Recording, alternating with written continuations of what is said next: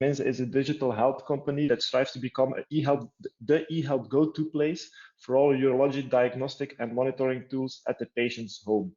We are about improving patients' health and well-being when they suffer from lower urinary tract symptoms, and we do this by bringing innovative, accurate, and easy-to-use medical products to the patient's home. We founded 6 years ago here in Antwerp, Belgium, and we have all the certifications required to bring medical devices to the market. Now, e-health in urology, we see that COVID-19 has changed everything the past 1.5 years. When the COVID-19 crisis struck, beginning of 2020, we saw that hospitals and doctors started to change the way they provided healthcare to patients. So they started to adopt telemedicine and telehealth tools. A very nice article in the New York Times described it that 10 years of change came in 1 week in the UK related to telemedicine. There's also been a study to see what the patient adoption is of telemedical consultations, and 87% of the patients, they preferred telemedical consultations over face-to-face consultations. And it, of course, has everything to do with the time invested and the travel to hospitals, waiting times, etc. And also in the US, since the end of 2019, there is even reimbursement for remote patient monitoring. So it's really changing, and COVID-19 had a big impact on that change. Now, Minze, I think most of you already know a couple of our products, but we have digital health products that start in the hospital and extend to the patient's home. The first product we had was HospiFlow, which is a uroflow in the hospital or a private practice, which can be used on a normal toilet. We have HomeFlow, which is uroflowmetry at home, so our first e-health product. And today we're launching the Diary Pod, fully dedicated to making bladder diaries simple. Now the HospiFlow, what was so different about it back then, it's that it's a uroflowmeter on a normal toilet, which works for men, women, and children. But we have this interactive cloud-based Clinician Portal, where you can do a lot more with your data than just a printout of a uroflow. And in the Clinician Portal, we have a patient profile, and when a patient comes in, does a HospiFlow measurement, and you want to do further investigations, or after the surgery, you want to do follow-up without having the patient to come in every couple of weeks, we have HomeFlow, and it starts from the same online clinician portal. So you can initiate a HomeFlow assessment where the patient can use the same devices in the hospital, but then on their home toilet. And here the patient can collect multiple uroflows in their own home. The uroflowmeter connects with a patient app, and in the patient app, the patient can add additional information like the urge of peeing. They could also keep a bladder diary together with uroflows, etc. And all that data is sent to the Clinician Portal, where it's shown, and you can compare it with your hospital measurements.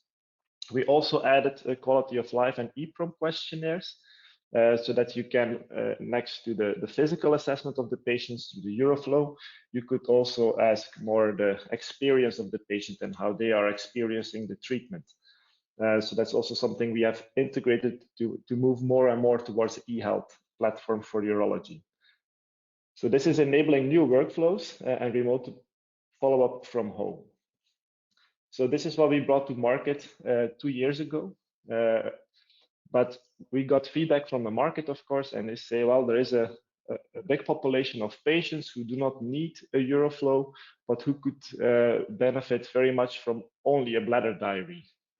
So that's when we started to develop the Minze Diary Pod. So the Minze Diary Pod, it's a tool to digitalize and make bladder diaries easier. We all know that bladder diaries is an enormous practice, and it's an essential tool in the diagnosis and management of patients with LUTS. We did a calculation, and we see that 30 million patients per year in the US and Europe require to keep a bladder diary. And often they need to keep a bladder diary more than once. But until today, it's still done in this very, let's say, analog method, where you need to find a kitchen jug, pee in the kitchen jug, write down on a paper during 3 days how much you drink, how much you pee, what the urgency was. Is it a day void, a night void, a morning void? You need to write all that down, and then it needs to go back to the urologist. So this current method, it's very much prone to error. So what the feedback is from many doctors and nurses related to bladder diaries is that there is a very low patient compliance. It leads to questionable and unreliable bladder diaries. There are stories where patients really completed the bladder diary on the parking lot of the hospital. So it's really very unreliable. It's also hard to compare multiple bladder diaries. If you want to evaluate the treatment, you need to have the previous bladder diary where you did the calculations, and you need to compare it. That's also very hard in this analog way. It's also time consuming for both patients and clinicians. For patients, they need to take this paper everywhere. They need to take this kitchen jug everywhere. They need to kind of try to fit it in their daily life, as they need to keep it for 3 days. And then the clinician needs to do all the required calculations. A recent survey showed that 58% of the healthcare professionals indicated that it takes them more than 30 minutes per patient to explain, follow up, chase, and process paper-based bladder diaries. That's a lot of time. And 25% indicated that it takes them even more than 1 hour. So that's a lot of time spent, which could be spent on better things. An additional problem is, as it's all paper-based, it's not easy to store the conclusions in an electronic health record. So we thought, well, it's an enormous practice, but looking at this, we think we can make something better. And that something better is what we call the Minze Diary Pod. It's a portable, single patient use device, which enables a fully automated digital bladder diary. The diary pod is automatically registers the voided volume and the time. So it does not register the uroflow like in home flow, but it does register the voided volume and the time. It connects to the patient app, which we already have for home flow. So we modified it a bit that it works with the pod. And then we have the online Clinician Portal, where you also see your home flow measurements, your EPROMs, and your hospiflow measurements. And in that same dashboard, we integrated the output of the Minze Diary Pod. So in the portal, it's doing all the calculations which are normally done manually. It's doing that automatically in the portal.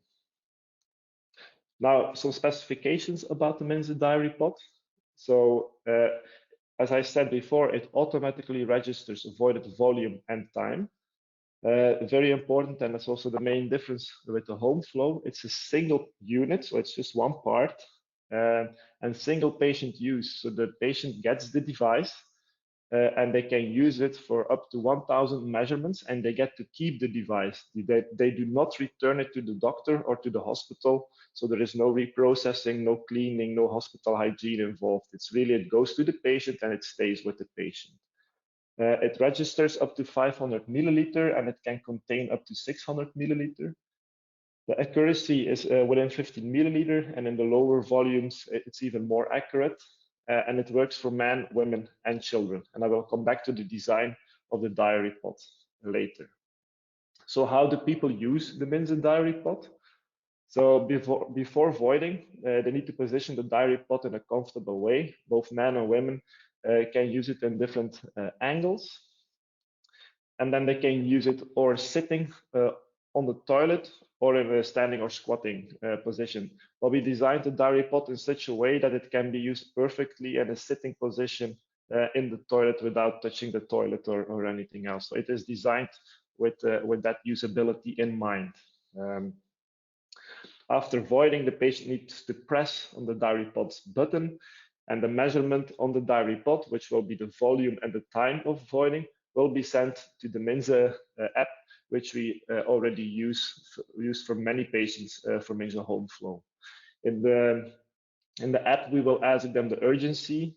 We will ask them if there was any urine leakage. We will beforehand, and we will also ask them if it was a day, a night, or a morning void. Additionally, in the app, they can add some other things, but I'll come back to that later. After voiding, they can empty the diary pod in the toilet. They can flush it, And the diary pod, it comes in a neat waterproof pouch, so they can store it away without any in their backpack or in the purse, but without any risk of leaking urine in your backpack. So it really comes in a waterproof pouch, which is also discreet and can be taken easily when you go to work or in the daily life. People can keep avoiding diary also outside the home. So I want to come back to the design of the diary pod, because maybe intuitively when you see the design of the diary pod, you see a bottle and you think, well, that's only for men, but that's not the case. It has been designed in such a way that it can be used for women also. And some people might know that you have these funnel-shaped devices for women to avoid peeing. It's often used when people go, for example, backpacking or when they're on a festival where it's harder to find a sitting toilet. So you have these commercially available peeing funnels. So we are inspired the design on that, and that's already been tried and tested by many women. So we know that that also women can pee in it, and also our own user tests confirm that completely. It's of course a lot more of a portable form than when you have a pea head shape, which is already bigger. That's why we decided to go for this design. Maybe a bit more about the patient app, because when keeping a bladder diary, what we learned so far from interviewing many patients and the experience with home flow is that many patients, they don't always know what's expected from them. Maybe the nurse didn't have time to explain it, or the doctor didn't have time to explain it, or they explained it, but it didn't have time to ask questions, etc. There are many reasons why patients don't know what's expected from them.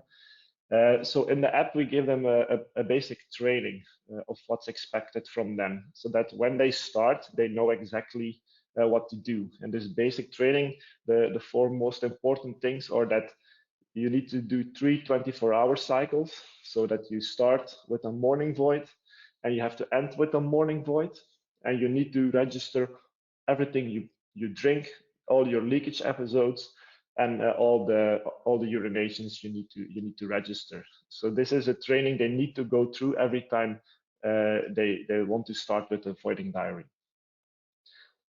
So what happens after you used the diary pod and you peed in the diary pod? So you will receive a notification in the smartphone app. You will see in a yellow bar that you need to complete the diary and the questions. And then you can see the questions, which is the urge, the type of pee, so during the day, night, or in the morning. And that are all the questions we asked related to the void. So when they add drinks, another common problem is that people don't really know the volumes that they drink.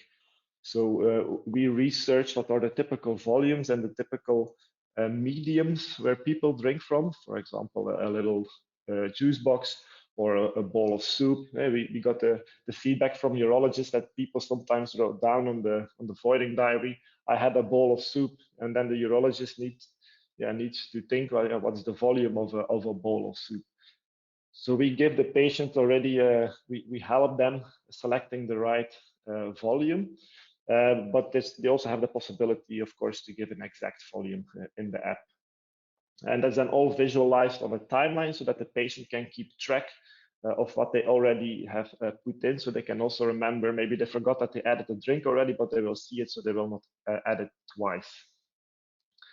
And then, of course, the leakage events, we also push the patient to add those, and then we give them different leakage types as options. Sometimes it's just some drops, and sometimes the underwear need to be changed.